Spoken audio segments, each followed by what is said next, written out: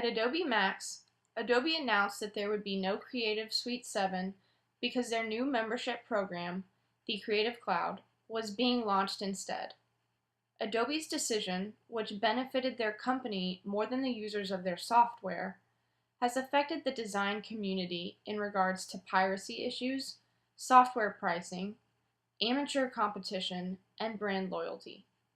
Since the release of the Creative Cloud, hackers have been unable to pirate the software, Adobe applications are more expensive in the long term, amateurs have been given more opportunity, and designers have sought out alternatives. Adobe foresaw the premise of the cloud as an opportunity to increase revenue, but at the expense of the graphic design population. Adobe's utilization of monthly subscriptions has made the new features of the Creative Cloud unavailable to hackers. By requiring periodic authentication of the Creative Cloud via the Internet, Adobe has halted the piracy of their subscription model. Significantly lowering piracy trends allows Adobe to make up for any lost revenue and turn hackers into subscribers. Adam Holt, an analyst for Morgan Stanley, has stated that subscriptions may weigh on revenue in the short term, but may represent a longer-term opportunity if Adobe is able to capture new users. New users include hackers, amateurs, and creatives that have previously illegally downloaded Adobe software. The pricing of the Creative Cloud platform has obviously gained Adobe revenue, given that the brand has a vast user following.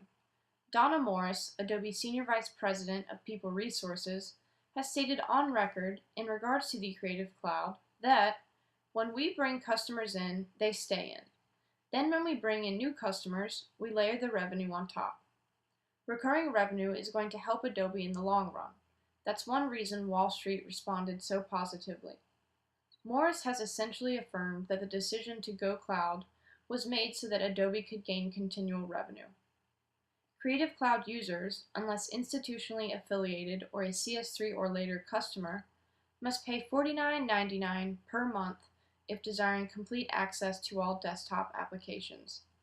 Single application users pay $19.99 per month, while team users pay $69.99 per month.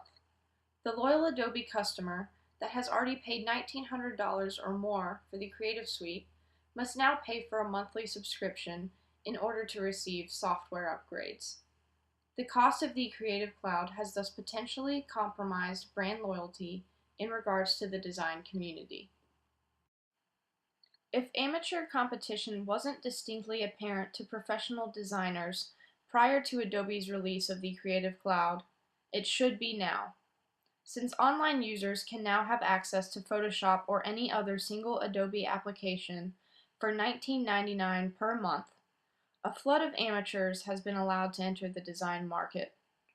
Although Lightroom specifically targets amateur designers or photographers more than Photoshop, the low pricing of the entire Creative Cloud has influenced amateurs to purchase every application rather than just one or the other. This guidance has affected the design population by perpetuating amateur competition. Graphic designers across the globe are questioning their loyalty to Adobe due to the release of the Creative Cloud. Now that amateurs have access to more creative tools, the value of the professional designer is being undermined. Websites such as 99 Designs and CrowdSpring will likely sell logos for even cheaper than they were before in order to compete. While numerous designers have embraced the Creative Cloud, many have not, meaning that brand loyalty to Adobe products is in question. Although Adobe has turned hackers into subscribers, the brand has lost many graphic designers as customers. An online petition against the Creative Cloud subscription model has been signed by 21,380 people on change.org.